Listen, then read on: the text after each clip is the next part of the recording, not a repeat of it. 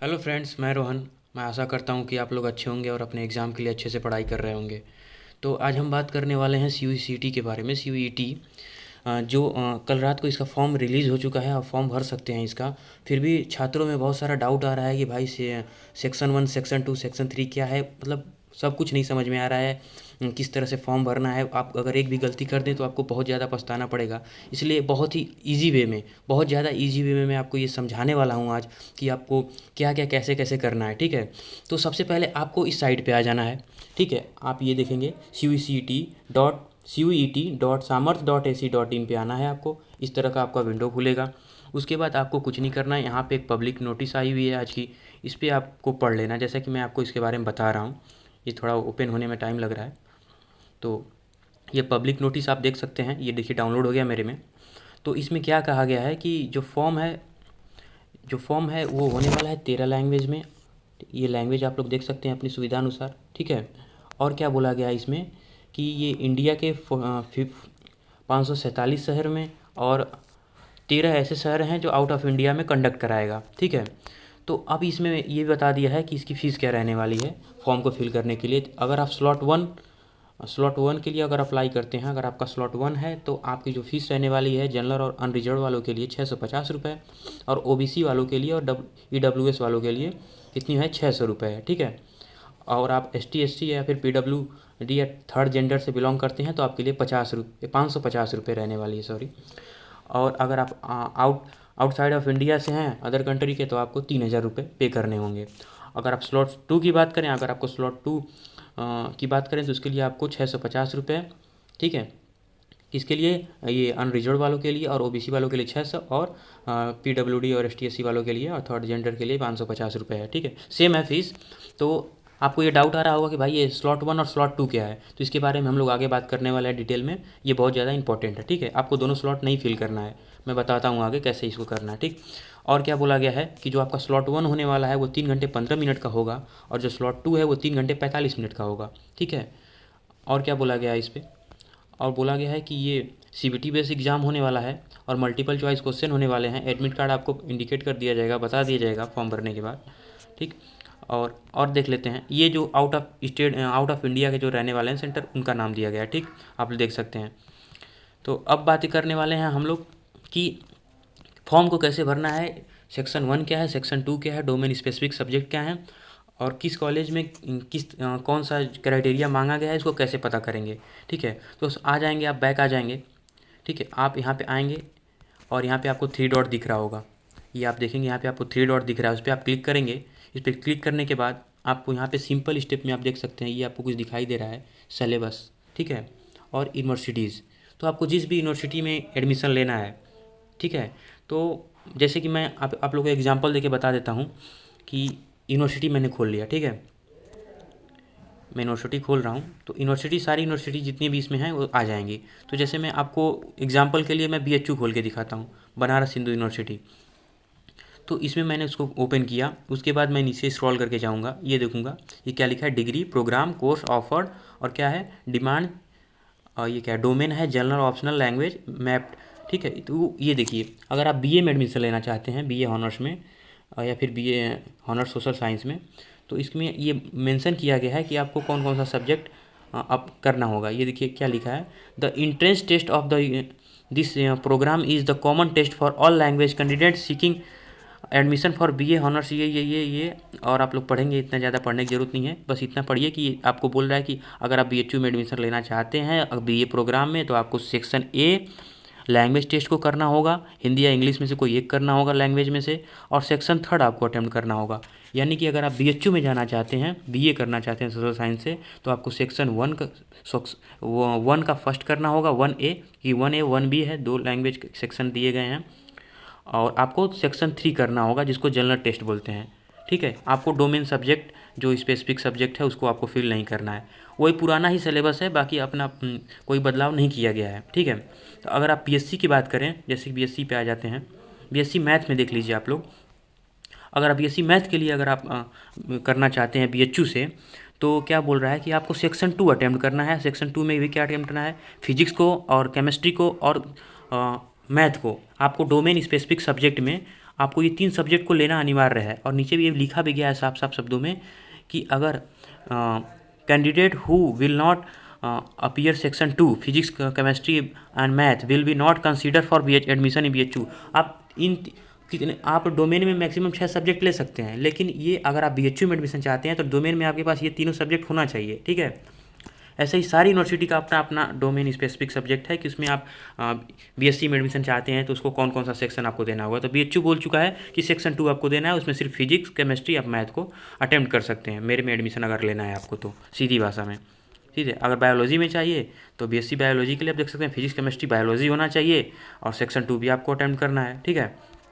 ऐसे ही आप किसी भी यूनिवर्सिटी का, आप जिस यूनिवर्सिटी में एडमिशन चाहते हैं, जैसे अगर मैं DU की बात करूं, दिल्ली यूनिवर्सिटी की, तो मैं आपको DU का खोल के दिखा देता हूं। आप यहाँ पे सर्च कर सकते हैं जिस भी यूनिवर्सिटी में आपको चाहिए। बैक आएंगे, दिल्ली यूनिवर्सिटी आ गया, इसको ओपन करेंगे हम लोग। ओपन करने के बाद नीचे जाएंगे, इसका देखेंगे क्या है सिलेबस। अगर इसमें आप BSc हॉनर्स एंथ्रोपोलॉजी से करना चाहते हैं तो आपको कौन सा अटैम्प्ट करना होगा डोमेन स्पेसिफिक में, फिजिक्स केमिस्ट्री बायोलॉजी करना होगा, ठीक है। और उसके अलावा भी ये आप देख सकते हैं जो क्राइटेरिया इन्होंने फिक्स किया है कि 30% स्कोर इन एनी लैंग्वेज। आप एक लैंग्वेज भी आपको सेलेक्ट करना होगा जिसमें आपको 30% स्कोर करना होगा, यानी आपको सेक्शन 1 या 1B में से दोनों में से कोई अटेम्प्ट करना होगा, ठीक है। तो अब बात करने वाले हैं BSc हॉनर्स के बारे में। ये BSc हॉनर्स मैथ के बारे में बात करेंगे। मैथ देखते हैं कहाँ है, ये जूलॉजी है, आप लोग देख सकते हैं जो आप स्ट्रीम में हैं यहाँ पे आके। ऐसे ही अगर जैसे कि हम लोग मैथ की बात करें, ये कंप्यूटर साइंस है, ये नीचे आएंगे, स्क्रॉल करते आएंगे नीचे, हम लोग थोड़ा सा वेट करेंगे। फूड टेक्नोलॉजी BSc मैथ, ये देखिए इसके में आप क्या बोल रहा है, DU में एडमिशन के लिए any one of the section 1, यानी सेक्शन 1 में से कोई आप एक सब्जेक्ट सेलेक्ट करना होगा लैंग्वेज में से, जैसे आपको पता है कि सेक्शन 1 लैंग्वेज सब्जेक्ट है, plus mathematics plus any 2 from section 2। Section 1 के अलावा आपको मैथमेटिक्स भी सेलेक्ट करना है और सेक्शन 2 में से कोई भी आपको तो सेलेक्ट करना है। इसमें ये नहीं बोला जैसे कि BHU में बोला था कि आपको मैथ के साथ फिजिक्स केमिस्ट्री रखना है, तो ये ऐसा कुछ नहीं बोला है, आप कोई भी सेलेक्ट कर सकते हैं। आप फिजिक्स केमिस्ट्री भी रख सकते हैं, उसके अलावा आप इच्छा करें तो कोई और भी रख सकते हैं, तो यहाँ पे ये बोला गया है। तो वैसे ही आप पूरा सारे कोर्सों की लिस्ट यहाँ पे चेक कर सकते हैं, जिस यूनिवर्सिटी में चाहिए उस यूनिवर्सिटी को यहाँ पे सर्च करके आप देख सकते हैं, ठीक है। तो अब बात हो गई इसके बारे में और हम बता चुके हैं। अब बात करने वाले हैं कि स्लॉट 1 क्या था, जैसे बताया था स्लॉट 1 स्लॉट 2 वो क्या है, स्लॉट 1 और स्लॉट 2 क्या है। तो आपको मैं इसको दिखाऊंगा अच्छे से कि स्लॉट 1 और स्लॉट 2। तो फ्रेंड्स आप लोग देख सकते हैं स्लॉट 1 है जो NTA ने अपना पहला नोटिफिकेशन जारी किया था, उसमें बोला था कि जो स्लॉट 1 होगा आपका 9 से 12-15 तक होगा। और स्लॉट 1 आप स्लॉट 1 में अगर आते हैं, कैसे आपको पता चलेगा, अगर आपका नंबर ऑफ टेस्ट जो सब्जेक्ट हैं वो 4 तक हैं तो आप स्लॉट 1 में आते हैं, अगर 5 या 5 से अधिक है तो आप स्लॉट 2 में आएंगे। तो जो आप सब्जेक्ट सेलेक्ट कर रहे हैं, अगर आपका 4 से अधिक है तो आप स्लॉट 2 में आएंगे, या 4 से कम है तो आप स्लॉट 1 में आएंगे। तो सिंपल सा यही है। और यहाँ पे देखिए ये लोग फीस कुछ गलत लिखा है, लेकिन अभी जो नोटिस है इसमें फ़ीस कुछ और है, तो फीस को आप लोग इग्नोर करिएगा, ठीक है। तो स्लॉट 1 की बात हो गई अब हम लोग की। अब हम बात करने वाले हैं सिलेबस के बारे में बात करेंगे। तो 13 ये जो सेक्शन 1A बताया मैंने आपको जो लैंग्वेज का है, उसमें 13 लैंग्वेज हैं, डिफरेंट लैंग्वेज। और सेक्शन 1B जो है उसमें भी 20 लैंग्वेज हैं। तो लैंग्वेज में से आपको अगर कोई भी आप लैंग्वेज सेलेक्ट करिए, उसमें आपको 50 में से 40 क्वेश्चन को अटैम्प्ट करना है, ठीक है। 50 आउट ऑफ 40 क्वेश्चन आपको अटैम्प्ट करना होगा। और यहाँ पे आप देख सकते हैं, ये आप पढ़ सकते हैं based on different type of passage वगैरह, जो इसका सिलेबस है, क्वेश्चन टाइप जो रहने वाला है वो बताया है। और आपको इसके लिए सेक्शन 1 को अटैम्प्ट करने के लिए आपको 45 मिनट का टाइम दिया जाएगा, ठीक है। तो अब नेक्स्ट बात करने वाले हैं हम लोग सेक्शन 2, जिसको डोमेन स्पेसिफिक सब्जेक्ट बोलते हैं। इसमें 27 सब्जेक्ट आपके रहने वाले हैं, जैसे फिजिक्स केमिस्ट्री बायोलॉजी मैथ, ऐसे ही 27 सब्जेक्ट आपको रहने वाले हैं, हिस्ट्री वगैरह सब कुछ। तो उसमें से आपको मैक्सिमम आप सेलेक्ट कर सकते हैं 6। अब आपको देखना ये है कि आपका कॉलेज क्या बोल रहा है। जैसे कि BHU बोला था BSc में एडमिशन के लिए कि आप PCM को सेलेक्ट करिए, ठीक है। तो आप इसको भी सेलेक्ट करने के अलावा भी आप अगर चाहते हैं तो इसके अलावा भी आप जैसे हिस्ट्री सेलेक्ट कर लिए, बायोलॉजी सेलेक्ट कर लिए, आपको जो सेलेक्ट करना है कोई 6 सब्जेक्ट आप सेलेक्ट कर लीजिए। जैसे अगर आप BHU में आपको एडमिशन लेना होगा तो आप इस आपका ये मार्क्स जो होगा, इसमें जो आप मार्क्स पाए होंगे वो काउंट होकर आपका BHU में एडमिशन होगा, ठीक है। तो अगर DU का बात करें तो DU जो अपना बोले उसके अनुसार सेलेक्ट करिए। तो आप लोग कॉलेज का लिस्ट देख लीजिए, उन्होंने अपना बुलेटिन में क्या क्या जारी किया है कि आपको कौन सा सब्जेक्ट लेना है।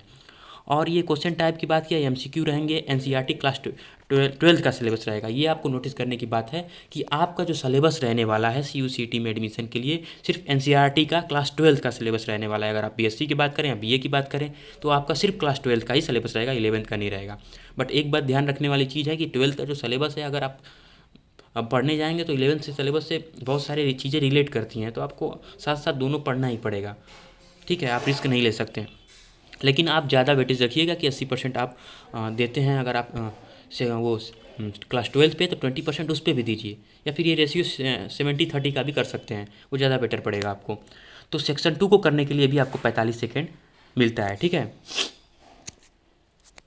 एक सब्जेक्ट के लिए मैं सिर्फ बात कर रहा हूँ, अगर आप डोमेन स्पेसिफिक सब्जेक्ट में एक सब्जेक्ट, जैसे कि अगर सिर्फ मैथ सेलेक्ट करते हैं आप तो आपको 45 मिनट मिलेगा। कितने क्वेश्चन करने के लिए? 50 में से 40 क्वेश्चन करने के लिए आपको 45 मिनट मिलेगा। वैसे आप फिजिक्स करते हैं तो 45 मिनट और मिलेगा, केमिस्ट्री करते हैं तो 45 मिनट और मिलेगा। तो टोटल आप बात कर लें तो 1 घंटे 45 आप जोड़ लेंगे, 90 135, तो 2 घंटे 15 मिनट, 2 घंटे नहीं सॉरी, आपको सीधे सीधे 2 घंटे 15 मिनट 3 सब्जेक्टों के लिए मिलने वाले हैं, ठीक है। और आप यहाँ पे देखेंगे सेक्शन 3 में आप अगर देखेंगे तो 75 क्वेश्चन में से 60 करने हैं। ये क्या है? ये जनरल टेस्ट है। जनरल टेस्ट में ये भी आप देख सकते हैं, reasoning, mental ability, current affair, ये सब रहने वाला है। तो जो बीए में एडमिशन लेना चाहते थे उनके लिए ये ज़्यादा इंपॉर्टेंट था, क्योंकि उसमें सेक्शन 3 को करना है। तो ये आप देख सकते हैं, इसमें 60 मिनट आपको मिलने वाले हैं, 75 क्वेश्चन करना है। 75 क्वेश्चन में से आपको 60 क्वेश्चन को सिर्फ अटैम्प्ट करना है, ठीक है। तो इसमें बहुत अच्छा कर दिया है कि आप क्वेश्चन को छोड़ भी सकते हैं, आपको जो नहीं आ रहा है तो अच्छी चीज़ है, आपको ऑप्शन मिल गया। तो इससे छात्रों को बहुत ज़्यादा मदद मिलने वाली है। तो और अब हम बात करने वाले हैं एक और चीज़ के बारे में, छोटी सी चीज़, वीडियो लंबी। हम फिर से एनटीए की साइट पे आ चुके हैं, NTA-samat.in पे। यहाँ पे आपको सब कुछ मिलेगा। 3 डॉट पर क्लिक करिए। आपको जो आपका सिलेबस जानना है, यूनिवर्सिटी के बारे में तो हम लोग जान लिया कि वो क्या क्या बोल रहा है कि आपको कौन कौन सा सेक्शन अटेम्प्ट करना है।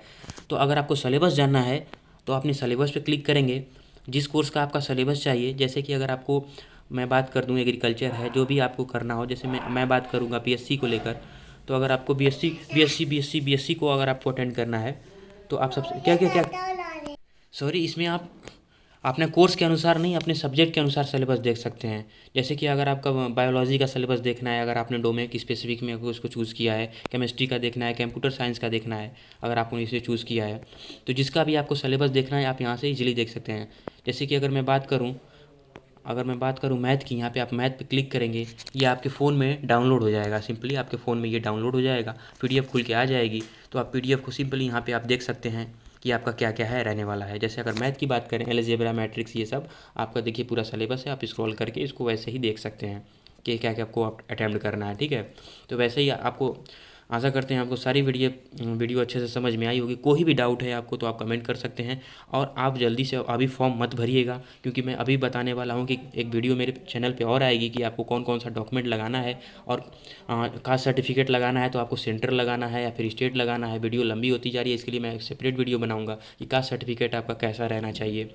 और मैं बात करने वाला हूँ कि आपको फॉर्म को कैसे अच्छे से फिल करना है, कि आपको कोई भी टोटली एरर ना आए फॉर्म में, और आपका एडमिट कार्ड इजीली आ जाए। तो उसके लिए भी फॉर्म को पूरे फिल करने का प्रोसेस मैं आपको जल्द ही इस चैनल पे लाऊंगा। तो आप चैनल को सब्सक्राइब करके रखें, और अगर वीडियो आपको पसंद आई, बहुत सारी मेहनत लगी है इसमें, तो आप इसको एक लाइक भी मार सकते हैं। धन्यवाद।